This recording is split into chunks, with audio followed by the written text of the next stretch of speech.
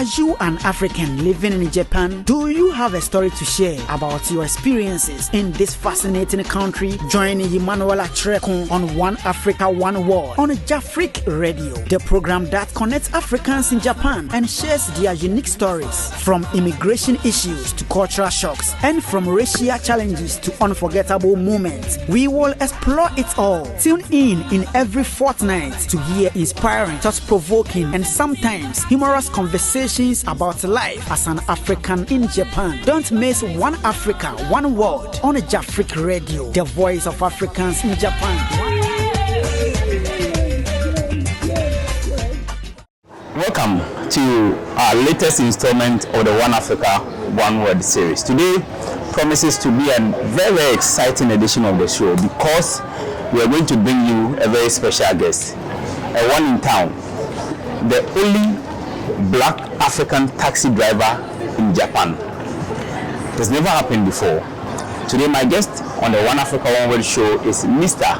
Hassan Karim, a man who is from Ghana and one of the strongest part of Ghana, Nima, a strong man. So today is my guest. Before we delve into the interview, we have to acknowledge our sponsors for today's show. We are proudly sponsored by Bayside Modeling Agency. Contact Bayside Modeling Agency on 090-8301-1149. Or if you aspire to become a model, a top modeling in the world, contact Bayside Modeling Agency.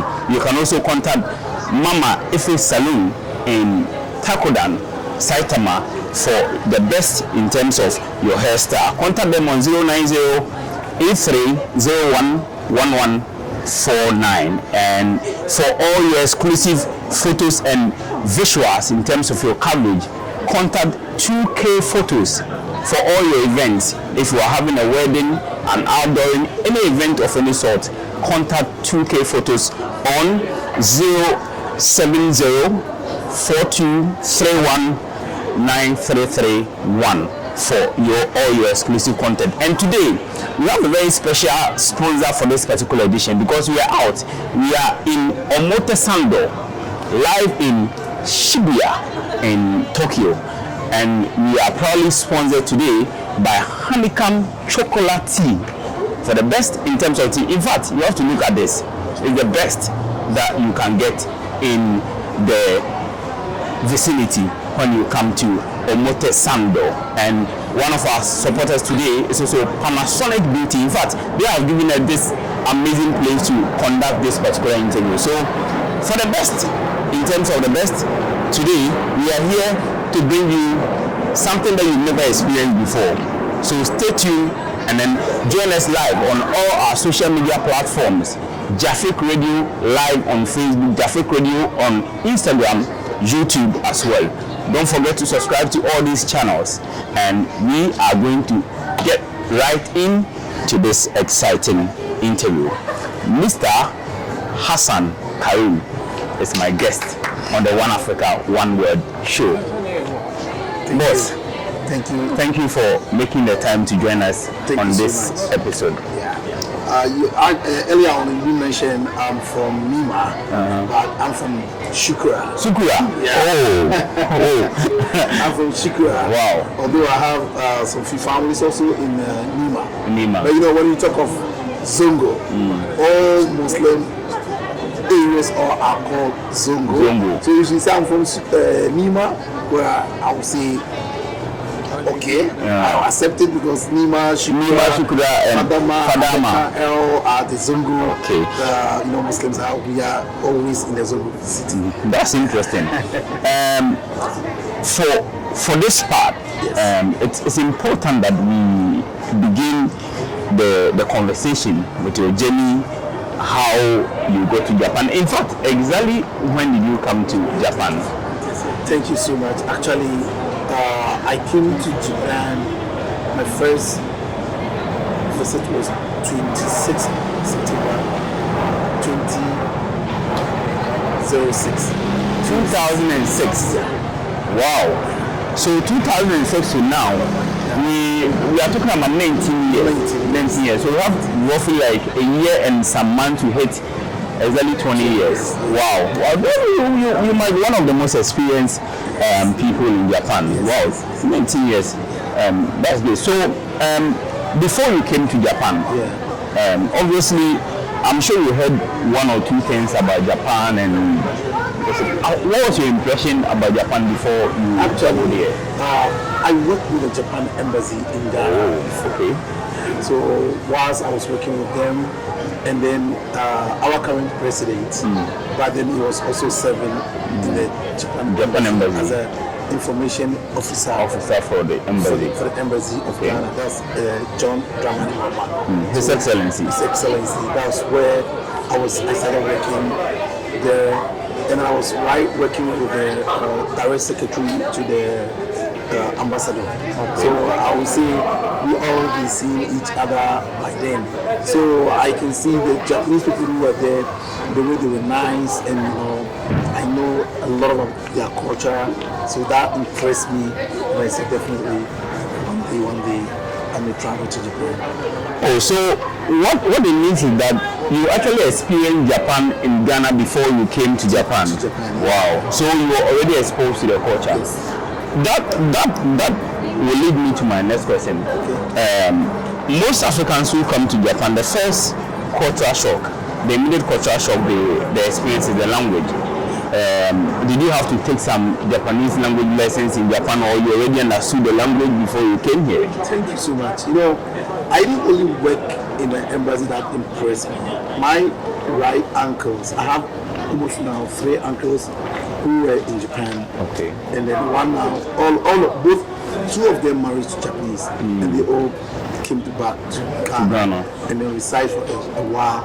So they normally, their family, my uncle's wife, they normally come to visit Ghana. So when they come, I will be the one moving with them. So that makes my Japanese language became very fluent before I came to Japan. Oh, so you were already speaking Japanese before you came to Japan? That was the, if I may use the Bugashiwan. Yeah.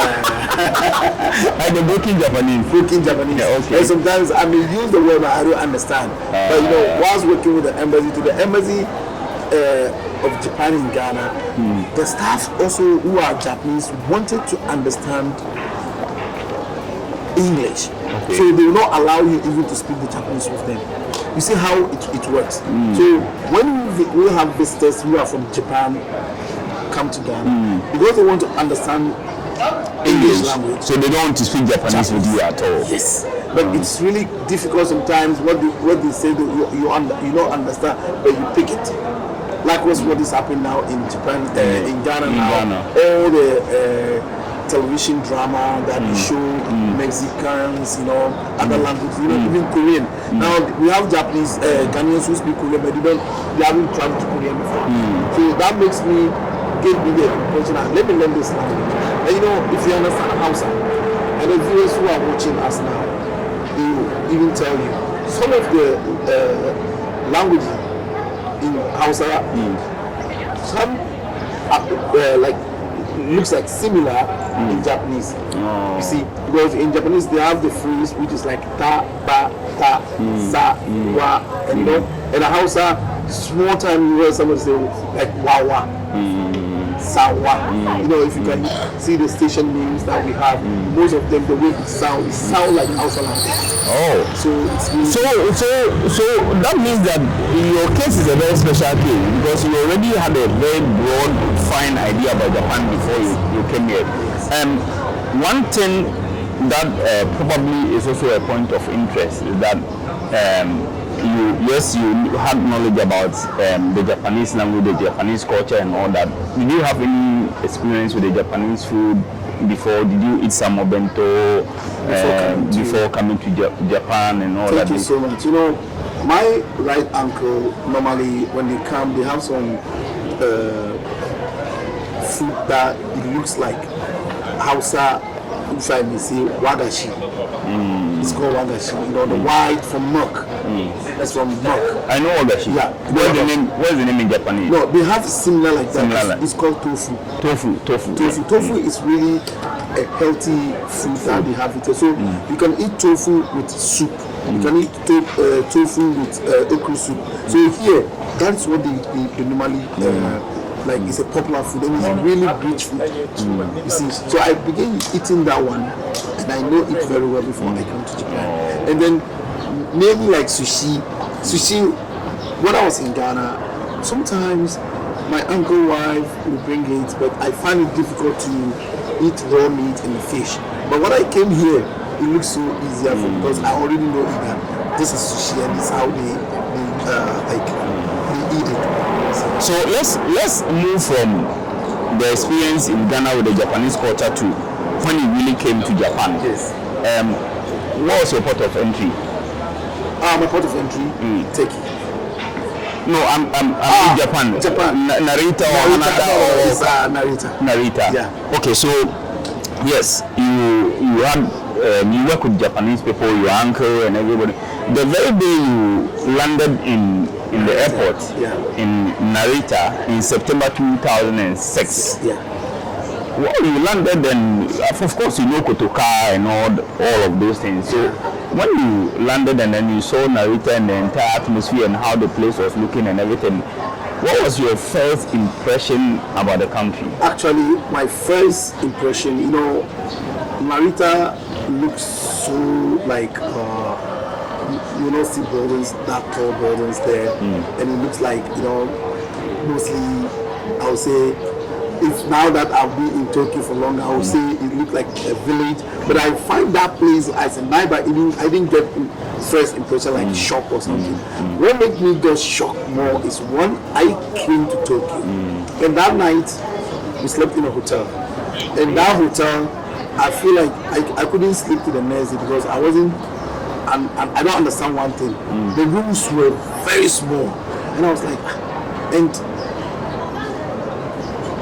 one thing that shocked me too, after we came to Tokyo that night, I'm looking for something to read. I've never seen anything like the way you can see now Panasonic, Starbucks. No, see something that you can read. Everything is in Japanese. So that started giving me like, oh my God, is it how easy it going to be? In the language even I don't understand, but only, but I started seeing that no, it's going to be difficult. Yeah. So that makes me to feel like, well, because from the airport I was I love reading. So it's what I want something to read. Then I would see something like Logoligi. What is that? Everything like Logoligi. So until I came I said, no, this is not easy going to work. It took me like almost getting to 1 week. Okay. I didn't see anything written by like in English. In English. Yeah. Okay. So last week we spoke to the chairman of the Ghana Residents Association in Osaka, and then he narrated a very fine experience of back then. He came here in the 90s. Yeah. There were no smartphones, there were no translators, there was nothing to help you. Like you see on the wall there's kanji or hiragana or katakana written there, and you can't have a smartphone to translate. Did you meet a same condition when you came? At least you could use there was translation or some sort to help you read, or you didn't have any opportunity, nothing at all? Nothing. I tell you, this time, one thing that I really make me, I had it very easier. I got a friend who she works in a convenience store where my first convenience store I entered. I have money I cannot buy because I hold the money. I don't know what I want to drink. I want water. And then I had a problem, but she helped me and we became friends. I just picked the water, Ghana. I picked the water and I opened and started drinking it. Then she ran away and said, no. I said, then I told her, I have money. She said, no, I have to pay first. So there, I just put all the money down. And then she checked there's no Japanese yen. All is dollars. So what I have to do. And then by then there's no, even now like the way we have machine, you put dollars inside and I said, wow, it's going to be something serious. And then it happened like she paid me the money and then she gave me a number. And in that time, the phone that we used was this flip one. Yeah, the flip one. And I don't have phone yet. So I just took the number. So after I met my uncle, who was to receive me. Then he gave me a phone. Then I started calling her. No message. So if I see something, I'll call her, then I'll give, and then they will explain. Hold on. Understand English. Hold on. She was speaking. She was able to speak a little bit English. Oh, then that makes it very, very easier for you. So she became tired of me, and even now, if I be saying for almost 19 years now since then, because it takes like a month or two. That anything everywhere I go, I'll give her I'll call and she will talk to me. Oh. And she really helped me. Really happy. Before I got to know that if I would have known, I wouldn't have disturbed her. She might be my good friend, you know, how when you come new. So it's just like a time was like moving faster than told me that no, I should have go there. But I didn't know that I was disturbing her. I thought every day, if I go anywhere, I started speaking, I'll give it to her and she explains. That was quite interesting. Yeah. So moving on from that, so when you came, you were first in the hotel, or you came straight. Your uncles came to pick you straight. Yeah, he picked me straight. Straight. So at what point, why were your uncles not assisting you with buying the stuff that you needed to buy and then going? Or that was in the airport? No, he picked me from the airport to hotel. Before you went home. Okay. So now, at the airport, did you encounter any challenge in terms of going through the immigration process, in terms of the language? When you meet them, Elisha Mase, Konnichiwa, Genki desu ka? I wasn't alone. We were many who came. We came in a group. So there wasn't any. One person was holding our like document and asking us we should go pass it before we reach outside. Then everyone. Okay. Yeah. So now you've come to mainstream Japan out of the Narita airport, and you are there. And so, what was your first major cultural shock? We know that you have said that you already had Japanese experience in Ghana, but your first major cultural shock, like something that you saw and said, "Wow, this thing I never expected that I was going to see it in Japan." Yes. Thank you so much. As I told you, yes. First, that shocked me was the language. That I thought definitely we are in the world, right? I might see English that is written somewhere. When I started getting shocked, so I will not see anything that I can believe. How am I going to do that? I love reading. That is one. And the second, honestly, I work with Japanese embassy, but we don't have open and closed door. Like you walk in and you see a door open for you. So if I'm walking and I see that I stop, then he shake me.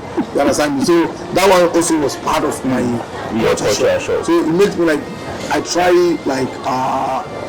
I could remember there was a supermarket. The moment you come close to it, then you make a sound. Then the door automatically opens. So then I begin this thing is really great. Then I'll go and stand close to it. Then you open again. Then I'll go and stand there and say, oh, this is so interesting. Yeah. And then also another thing, because when I came first, really, the Ghanaian community here, we had a football, every Sundays we go and play football. And the first Sunday that I came, first week, I have to come to Shibuya. And that very day when we were coming, we were in a train. Brother, amazing. It was an amazing experience. Amazing experience. And it also shocked me.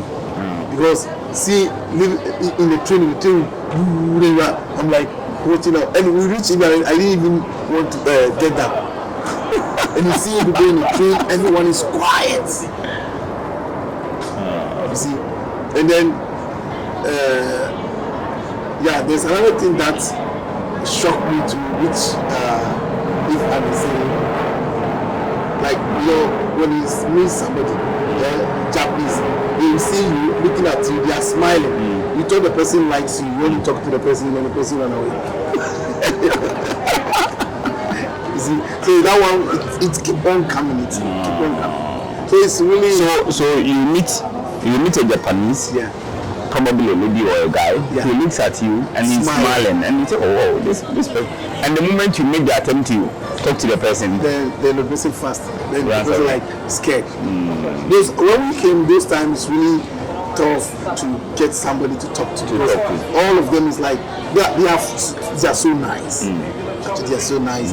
But when you like you want to talk to anyone, you know they are scared of having problems. You see, so that also was something like, is it going to be like this? You know? I was watching a Ghanaian professor who is a lecturer in France, and then he stayed here for a long time, and then he, I think that he solved a problem that most of us Africans have in Japan.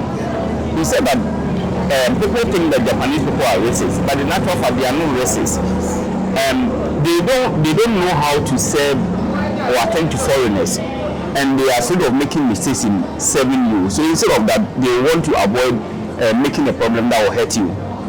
I'll give you just tip, because as I was telling you earlier on, they thought, as you said, whatever they say, they haven't traveled before, so they will say it, and not the young ones. Mostly people who thought Japanese are racist, they always go in with the old people because they have never traveled before. They can ask me, it happened to me, like this my work I'm doing, it happened to me a lot. And then if I may say, think it vice versa, I'll getting angry with them all the time. But they might ask you, why are you black? It's because they haven't seen black before. Even I will tell you, some of Japanese here, some of them are in Japan, they have never traveled to Tokyo to see a lot of people walking on the street, like so many people. Most of them are like that. They haven't seen it. So it keeps them like, if they come to a city and see people, and they started panicking, and then they decided saying anything. Even we black, when we were in Ghana, I might go, definitely happen to you. The day you might taking something that you haven't eaten before, we the houses. When you started eating something that is so delicious, then you started saying anything that your speech can never even understand. Then you take a block and chop you so that you shouldn't fall because the food is sweet. Japanese also have the same thing.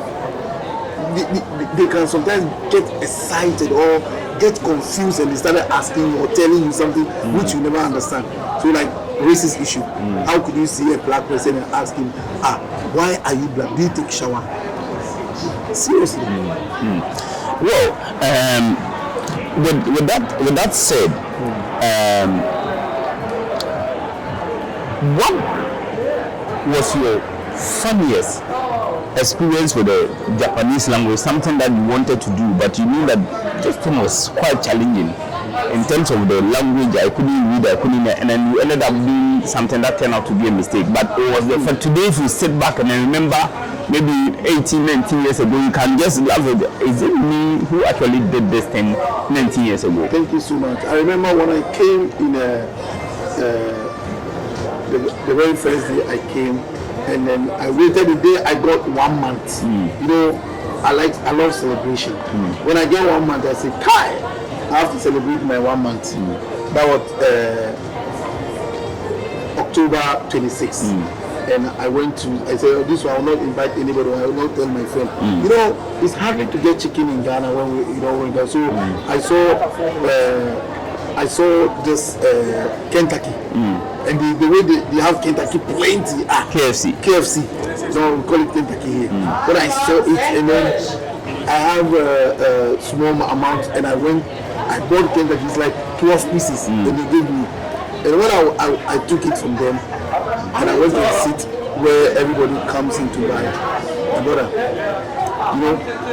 I've never had a chicken plenty like that. I eat all the bones, and people are coming. You can see me, and they started. And they come and see, they will laugh. And I was thinking they are making, they are happy for me. No, they didn't eat bones here. Why would I leave it? And the bones were so soft. So if I put it, crap. So it's really, and then when I came and realized that, my goodness, these people, they don't eat bones. They don't eat a chicken bone. And I say, oh my God, is that the mistakes I did? And then the second one too, you know, here, it came, those 2006, those time was closer to this, I will not mention the name, but you know, if I use the word racist on Muslims, so they Japanese don't know much about Muslims this time. And it happened like their culture, as they believe, any black they see, they thought we are from America. And I went to wear my Muslim, they have one long jalbab, you know. I wear it and my friends said, we are going somewhere. In fact, I was in that dress. Everybody was looking at me and I was looking, I went to Muslim here for not the dress that they see, it looks great on me. They were watching me go, and then I got to know that after my friend told me that I don't wear this dress and follow me. I said, oh my God, it's my use. Wow. So moving on, 2006 probably was one of the hardest moments for Africans in Japan in terms of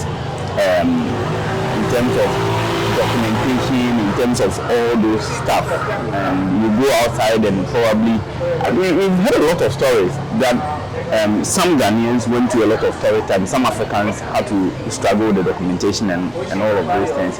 Not you in particular, but do you recall any of such moments, whether it happened to a Ghanaian or an African, or you don't have to mention names, but one of those funniest stories? The funniest story is the one who's sitting beside you.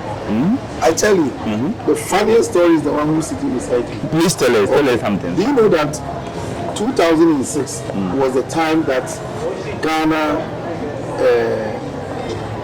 this radio station, Peace FM, was raining a lot. Every morning, go, and then there's this DJ, Fifi Bansi. I swear, immigration came that time. If you are walking on the road alone, the police will stop you. So you have to hold. There's no refugee, nothing, and you have to hold somebody's card or passport who have visa here. And by then now, you don't have that type of thing. Even if you have permanent, inside your passport, you have to put a seal that you have a visa. So people can give their passport to other people and hold. And I was holding that one with my brother.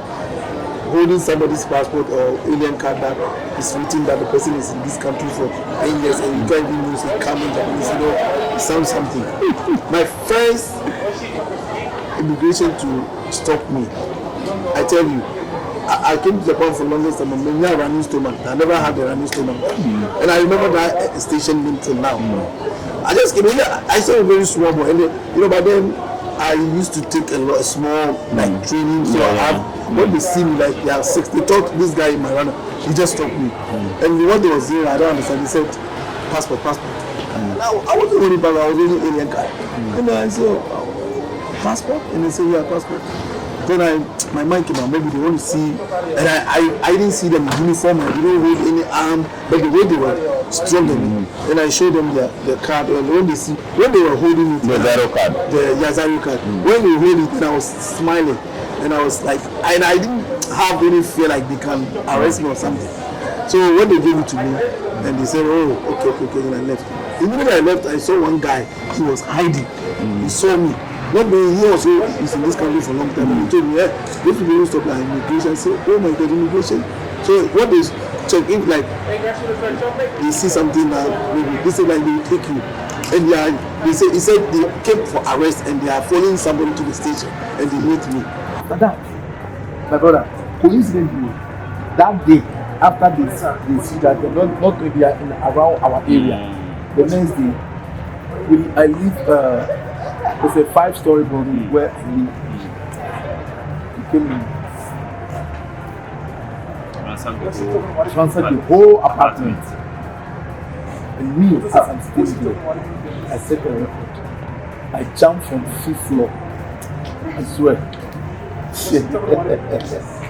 And those viewers who are listening to me, who knows the story, everyone knows. Wait. Yeah. You jumped from the 5th floor of the building. And then how it happened, when they came early morning, around 5 o'clock, and my neighbor, but then we were 2 in the room. One was left first.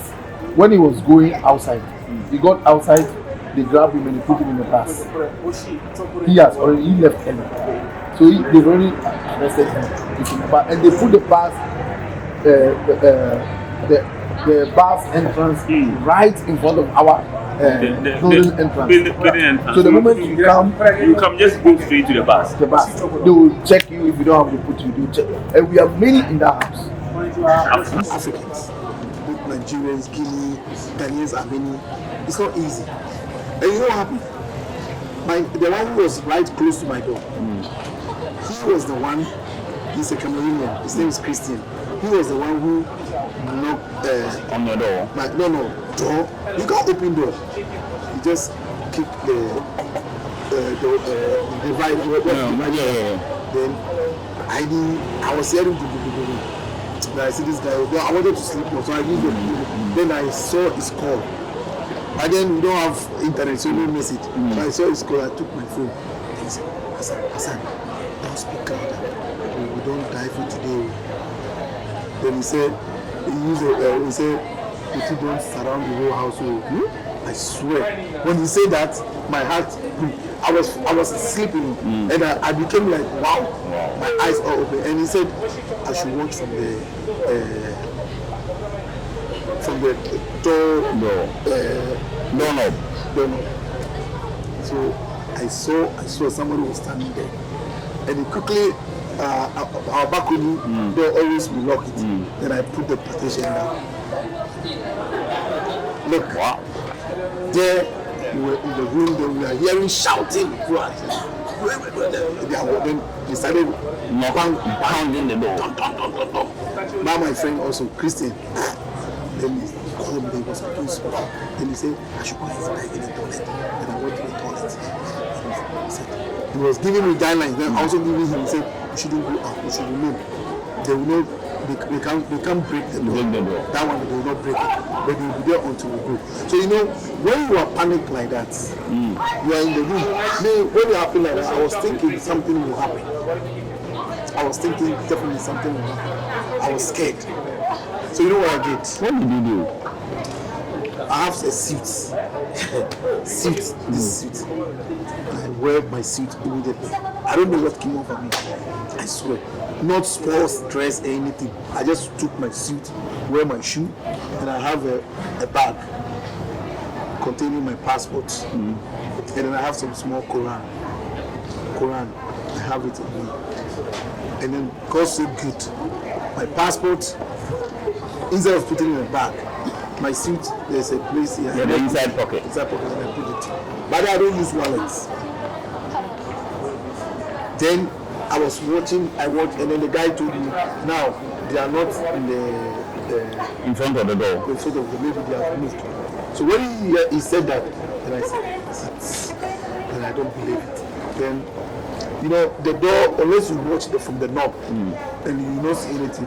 The balcony, when I checked the balcony, our balcony is in somebody's house. So I checked the balcony, nobody there. I quickly opened the door. That I came from balcony. I swear, I don't know what came up with me. I jumped from the 5th floor. I swear. And when I jumped, when I should come and land, I landed one of my leg. I landed easy on a washing machine. And one of my leg entered in the washing machine. You jumped from the 5th floor of a building to somebody's house. And then you landed on somebody's washing machine. One of your legs entered the washing machine. And I didn't get to do nothing. Nothing happened to you. And when it happened like that, they were at the gate, so they have to run from the other side to come to the house. To that when they saw them, there's a small wall there, and I jumped. They pursue me. They follow me, I swear. Wow. Here you can see some of the guys they gave me this name, Ben Johnson. Ben Johnson. Brother, the running I was cool. So if they hold me, that it's finished. And they see where I see I threw my bag. And the bag it was only Quran and some small papers. And when I ran like almost like 200 meters. They are following me. And God so good. It was early morning, so I ran and entered some big parking. There are some people car. I entered, and you see what God did. I swear, under somebody's car. There was a particular car I wanted to enter. It was a little bit up. Then I said no. Then I went and entered one that I see that this one, it's okay. Then I entered. You entered that one. Within short time, the one that I entered, the one that I wanted to enter, rather move the car. Wow, we've had episodes, we've heard stories. I'm telling you, Ichiban, this is the most interesting story we've ever heard on the One Africa One World show.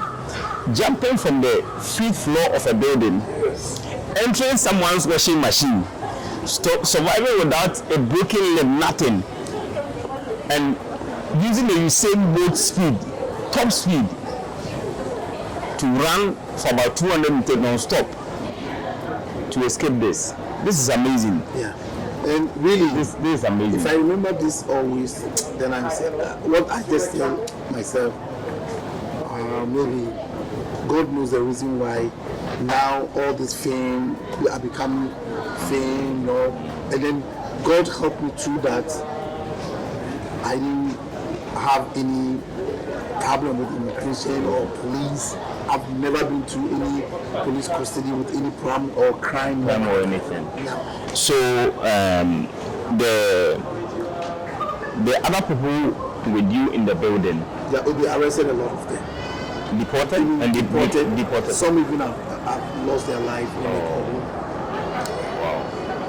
That's quite. And some even are in Ghana now. Sometimes I used to communicate with them. Wow. Well, God had a purpose for you in Japan for what you've done now. Let's move on from that, because that one is that particular. This whole story is as interesting, sad, funny. It contains everything. So let's jump all those that, and then let's come to how you entered into the transport space in Japan. And transportation, I'm referring to you being the one and only black taxi driver in Japan. Did you drive any taxi, or did you drive any commercial vehicle in Ghana? Did you have any experience like that before you came here? Never.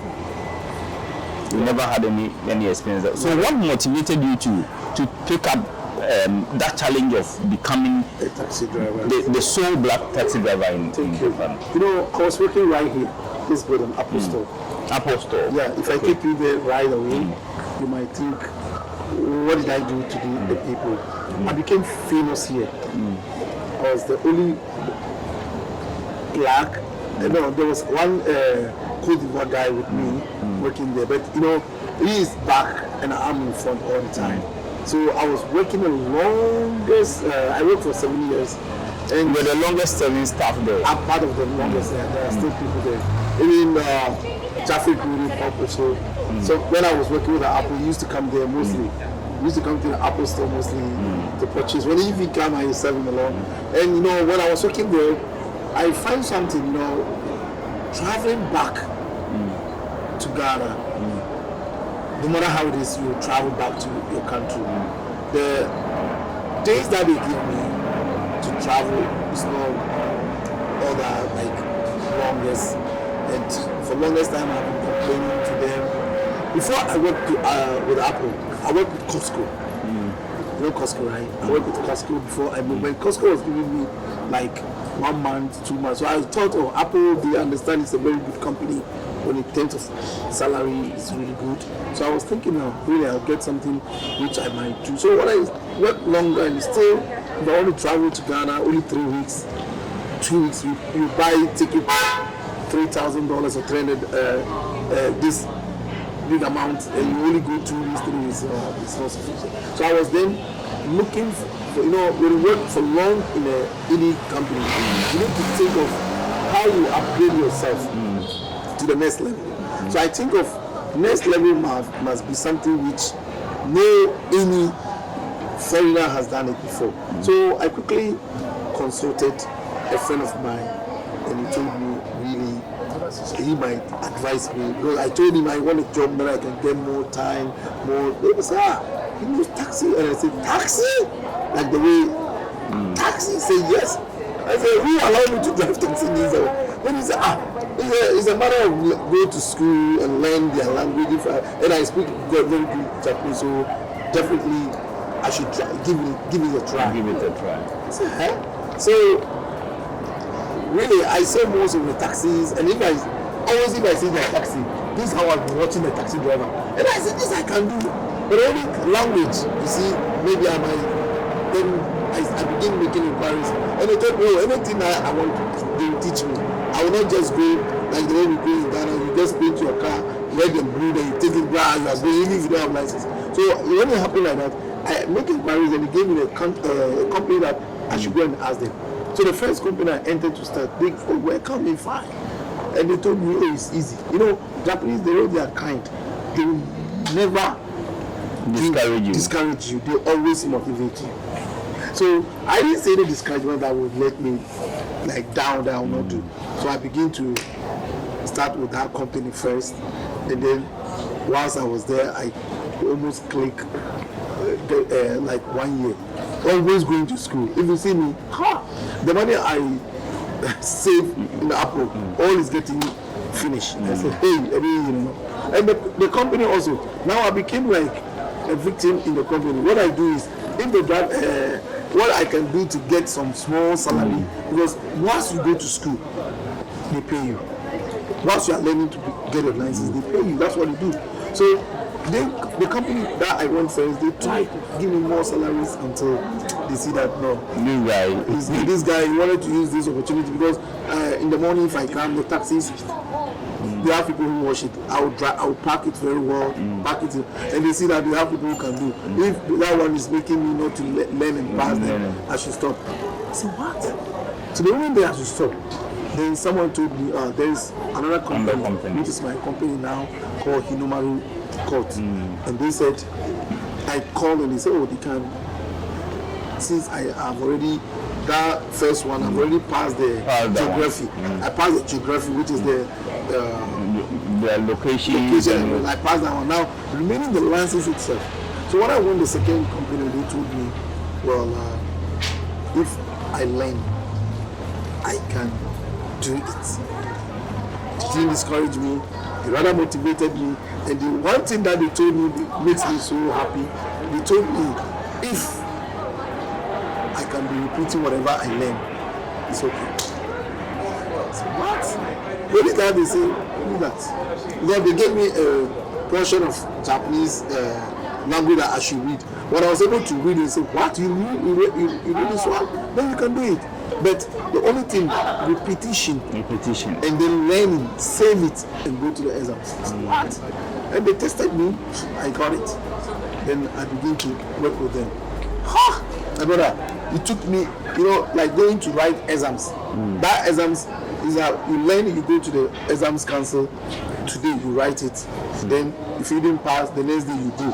It's 100 questions. If you pass 90, you are good to go. You are good to go. We will continue the conversation with Mr. Hassan Karim, the sole black taxi driver in Japan. Let's once again acknowledge our proud sponsors who are making this episode available for us. And my producer is telling me that we are proudly sponsored by Honeycomb Chocolate Tea here in Omotesando.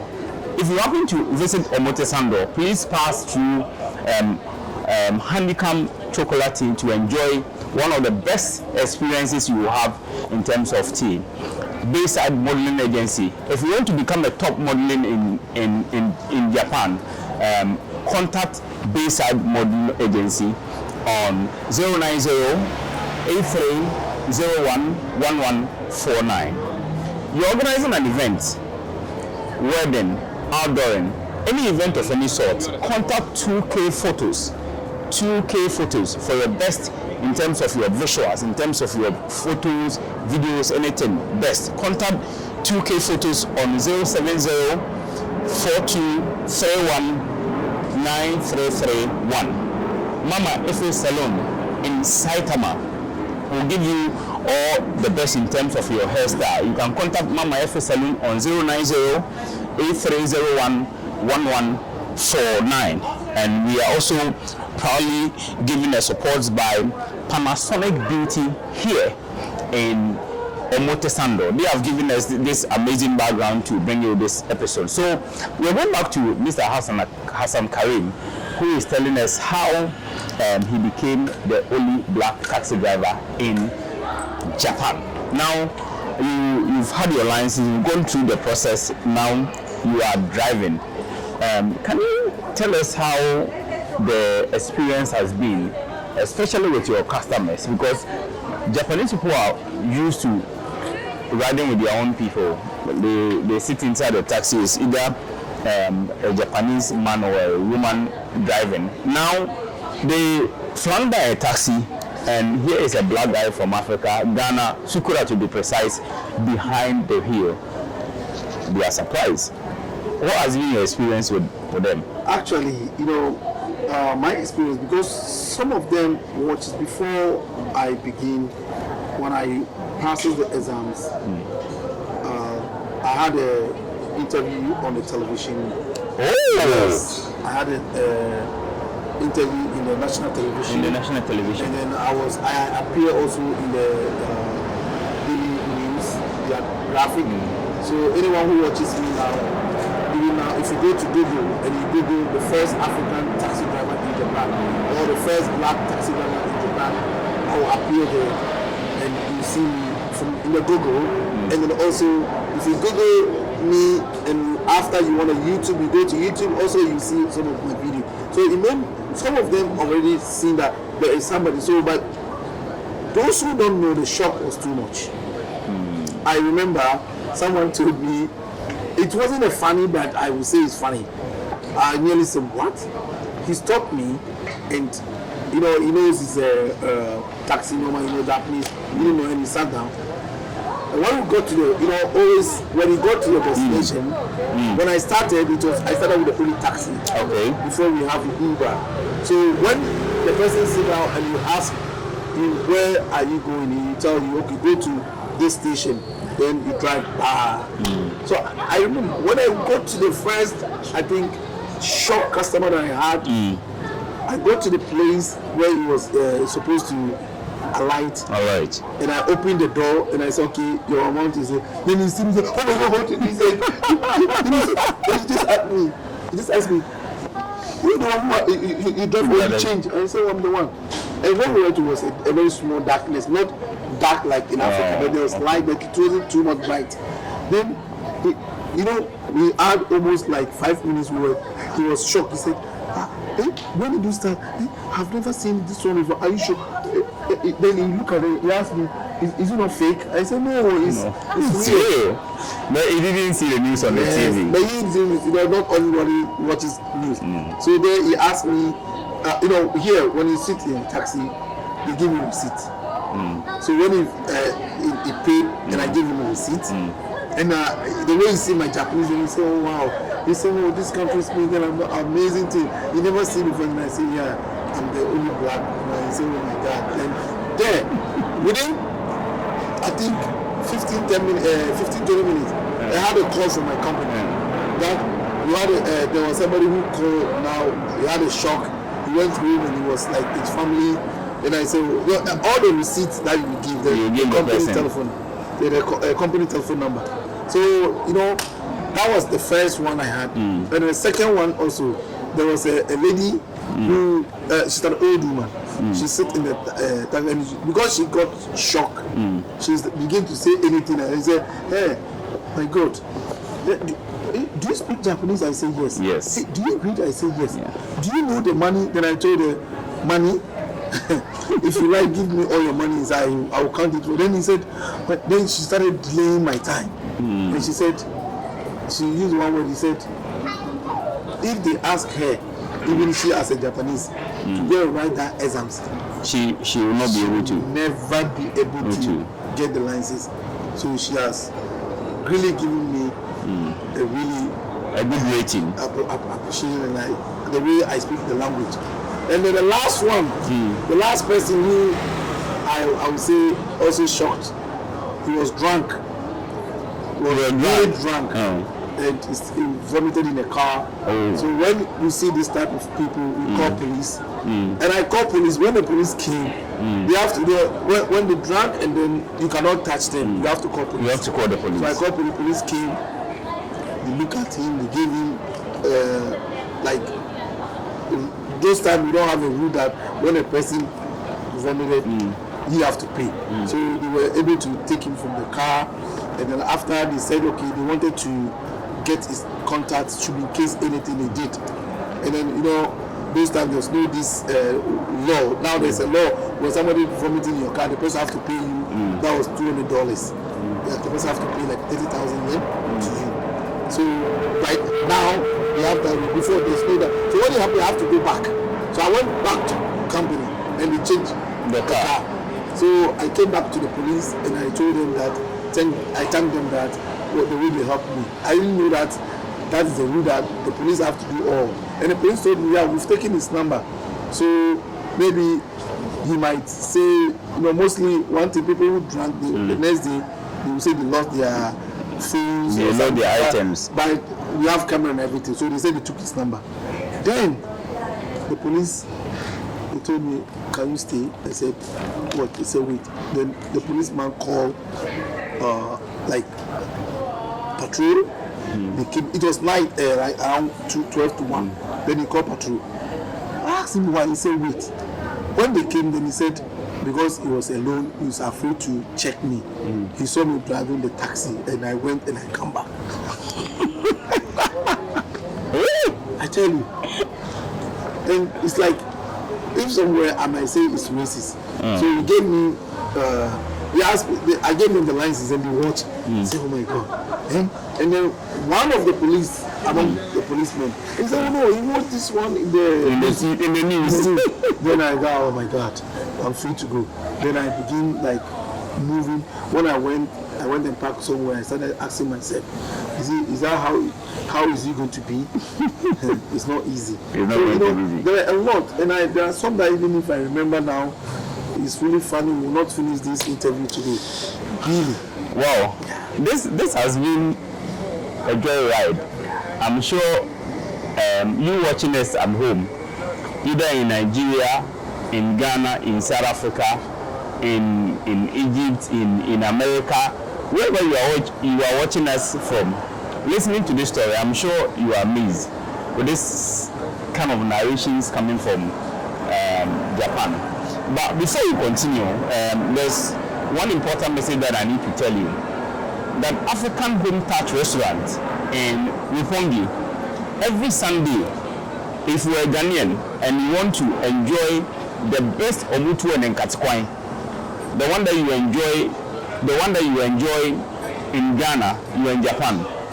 Every last Sunday of every month, the last Sunday of every month, come to African Home Touch restaurant and enjoy the best. I know Mr. Hassan has been enjoying the best omutu at the African Home Touch. African Home Touch is my home. It's your home. Yeah, it's my home. So if you happen to, now the summer is coming, a lot of people are traveling to Japan.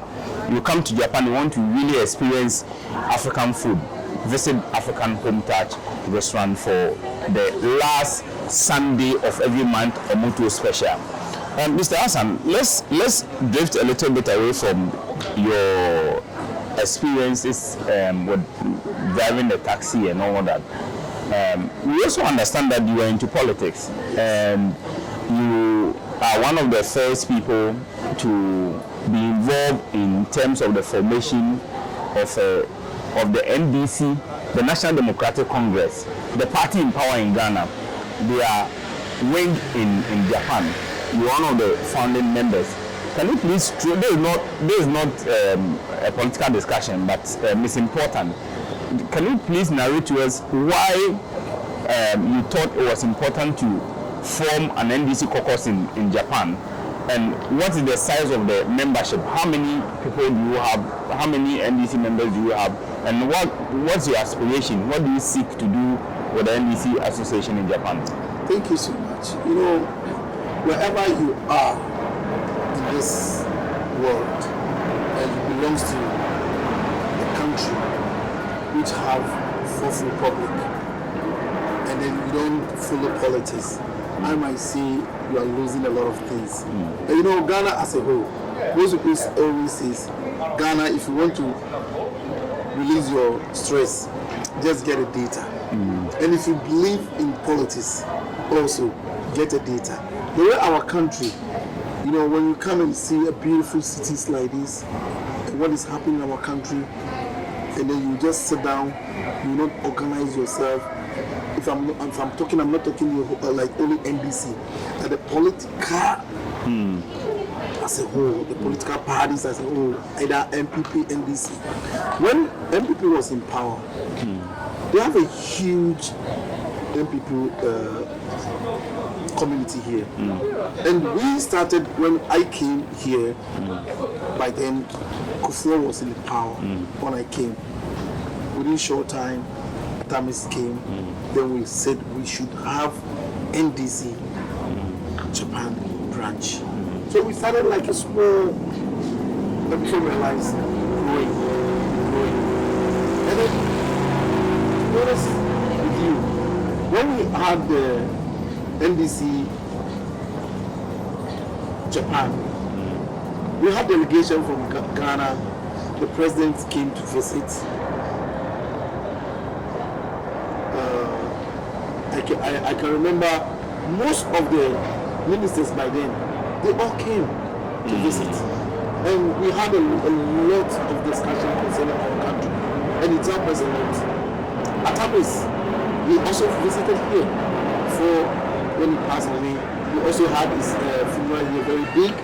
And I would say, when MPP came to power, although, you know, the political party who is in power is always making the other opponents who are not in power like our trying to suppress you small. Yes, but we were still communicating, and still, as I'm speaking with you, we still have the huge NDC. What is the size of the NDC supporters? What the size? How many members do you have? I'll tell you honestly, we have more than 200. 200? Yes. Oh, that's huge. And there are more, you know, because I'm only talking of Tokyo now. What we're trying to do now, if God permits, like the other Kanto areas, we will try to bring them all together. Like now, we only have Tokyo, which is Saitama, and then Yokohama also. They are also, we have a lot of people. And you know, one thing that makes me happy now, well, NDC came to power. They realized that in Yokohama we had a lot of supporters also there. They're also trying to make it like a one thing there. Then we let them understand that in Tokyo we are here already. So we all became together. And when we are having our victory party, I think you were there, right? Or you weren't there? Oh, you wasn't there. The victory party was really, it wasn't early. The victory party, you will never know either this person is an NDC, this person, because I may say all Ghanaians, because everyone want to change. You know, everyone want to change. So we had it very big, and we still hope, like, as I'm speaking with you, to have it more than how we are expecting it. Now, NDC is in power. What are you expecting from your party's administration? Thank you. You know, NDC is in power. We also want to back the NDC in Ghana. Whatever we have, like the beautiful things that we see here, the changes that we want, like, you know, we are in an advanced country. You don't tell me that Ghana is more advanced than Japan. Japan is more advanced than Ghana. So what can help the country? You know, what make NPP lose more was, you know, they don't listen. You know, and we now, as we live here as NDC people, or as the Ghanaians in Japan, right? All the Ghanaians in Japan. If we see something that is not going through well, like in Ghana, and you want to voice out, who are you going to talk to? Well, now that NDC is in power, together with our president or chairman here that we are, if we see something that we wanted it to change in Ghana, and we give that voice, it will change for us. You understand me? Well, we have done close to an hour talking to Mr. Hassan Karim, the sole black taxi driver in Japan. we are going to wrap up the conversation very soon, but there are two critical aspects that we need to have, questions that we need to ask him. One, do you have a Japanese family? Yeah, I have one daughter. You have one daughter and a wife? No, we are no more. You are no more. Oh. If there's one thing, just one thing that you advise any Ghanaian or any African traveling to Japan for the first time and hoping to be here for maybe a longer period, what is that one single advice that you give to that person? One single advice is simple. Make sure if you are like a Ghanaian, not a Ghanaian who speaks French. Whilst you are learning the English, make sure to know some phrase of Japanese, like a communication, because that will help you when you come here. There's opportunity here, but with the language, you know, and to surprise you, are people talking about the visa-ish aspect, you know. But when you come and you learn the language, communication is what makes people, even together with people who are like refugees. If you don't understand how to read and write English, how would you write your story? You see, but that one is there. You write your stories in English, but the language, people now, as I'm speaking with you, there are certain things I wanted to tell, like the viewers. Due to my work as a driver, I pick people from airports, drop them if they are traveling back. Visitors, like taking them to sightseeing. I do this because I learn the areas which I know is going to be a sightseeing. And then secondly, if you want to go to immigration for anything, I will take you there. But believe me, the experience I've had a lot from this our African people. I'm not doing for only Ghana, I'm doing for Africa. And I'm giving people a work a lot. If you're looking for a job, you just contact me. And if you have a good visa, contact me, I'll give you a job. I can't remember the viewers who are watching me, those who they know I've given them jobs, I know they can say a lot. You see, but the more important, there's job, but the language is the barrier. Language is most difficult. You see, so if you don't understand, at least you should know how you can use the phrase, the greetings, you know, and then like a small communication to help you. It's important. And now Ghana, now the Japanese embassy in Ghana has also collaborated with JICA, and they are now teaching people how they can learn the language in Ghana. So if they learn, there's some level. If you learn it, they bring you to Japan and put you direct into company. They are doing that too. But most people, you know, the trick is people go in first for the learning, reading and writing. I'll tell you, it's vice versa. Especially with the Africans, learn the communication, how to speak the language. The language easier for you to read and write it. Well, the man who knows it all, in fact, the man who jumped from the 5th floor of a building and survived under the car, became a public figure in Japan. I've taken my time. Listen, the man who survived jumping from the 5th floor of a building and then passing through all that to become one of the most famous personalities in Japan, featuring on national television, featuring on all platforms, has given you a very, very critical and important advice. So please pay attention to that and listen before you travel to Japan. It's very, very important. It's been an exciting, very, very exciting episode on the One Africa, One World show. We've been speaking to Mr. Hassan Karim. So we are wrapping up the conversation with Mr. Hassan Karim. I know you've enjoyed the conversation, but before we let him go, he's been in Japan for close to 20 years, so he knows a lot of people. We are going to do something we've never done before.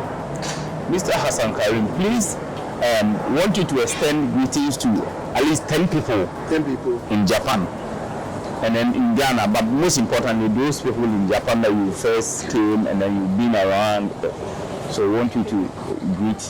Thank you so much. Yeah, my greetings goes first of all to my best friend, His name is Ibrahim Andy. He does container in Yokohama. And people who are in Machida. If I would say, I'll mention the whole name because as I'm in a frame and I have a lot of friends. If you can try as many as you can. As many, okay. Yeah, people like Sly, and then also Manos Raka, and then I have them like it will come, but Rashid in Osaka, Darlington in Osaka, and when it comes to Saitama, my only and one, my big uncle, Mr. Zimbo, Joseph Zimbo, and then my greetings also goes to the people, the community in Shibuya. Shibuya group, we have some young Shibuya group there. We have them a lot, and then the Diamond ladies who are also there. My greetings to them. And I cannot forget the Nigerians in Shinjuku, the Nigerians in Shibuya, and also the Cameroonians.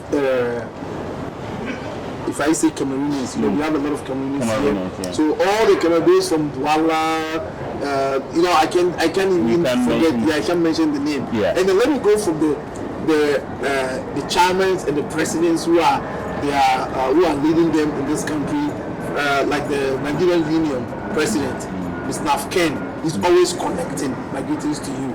He has done a lot to me on this, my fame. Before I became famous in Japan, he was also part of it, who makes me proud, and he motivated me a lot. And then the Cameroonians, somebody like, should I say, Tufo, and then also, the name is very big. And then also my best friend, Mr. Boots, with his African touch, the owner, And then I will not forget Tina at Osaka, Tina at Soka, yes. And then I have a sister, Mimi.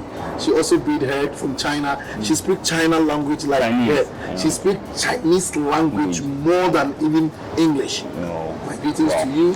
And then my only and one, Vidash. My greetings to you. And also all the Ghanaian Muslims who live in Japan, my greetings to you.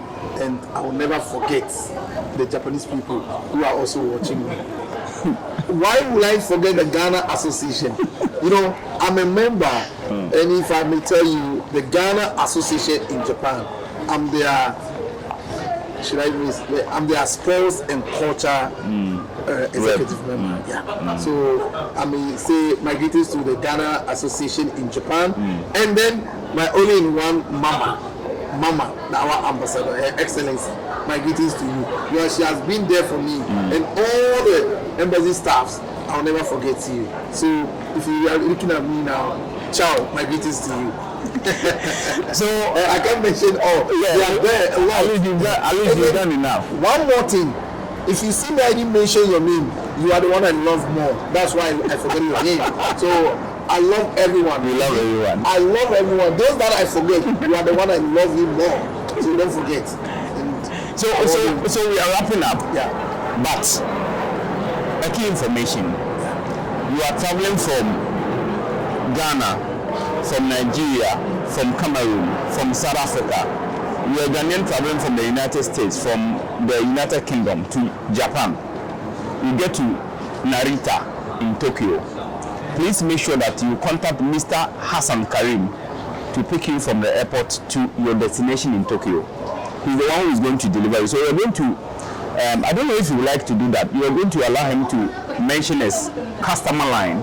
So if you are setting off from Kotoka International Airport or from the Mohammed Murtala International Airport in Nigeria or wherever you are coming, so you send me a message that you give him your itinerary. You're going to arrive on this certain date at this time. So Mr. Hassan Karim will be at the airport to pick you up to your destination safely. He knows all the nooks and crannies in Tokyo.